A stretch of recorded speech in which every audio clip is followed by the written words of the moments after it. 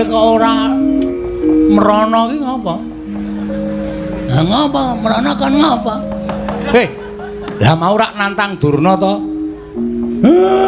Ayo ditandangi. Modar apa? Terus iki karepmu piye? Karepmu piye wis wani nantang kok. Sing penting Durna metu saka omahe bapak. Nek Durna gawe geger ning jaba, aku urusane wong jaba.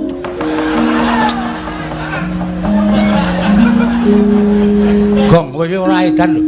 Iki serius lho, Gong.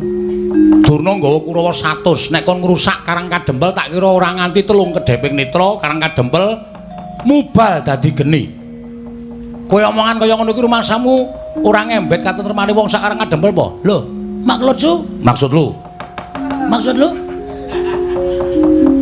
Kowe wani karo Durna. Terus sing digoleki kowe. Engko nek Durna metu ning jaba ngawe Kurawa, kowe ora ana, kowe ora gelem nandingi Durna. Durna saya nesu, Bagong ming lambene tok wani omong tok ora nyandhaki aku Kurawa. Kabeh omahe kawula dobong. Lah, kawula sing ora ngerti kentang ki mulih lelakon kelangan omah. Piye to? Caramu mikir piye to? Terus aku kan ngapa? Lho, kowe wis wani nantang ki metu njaba tandang ana. Lah nak wani, nek ora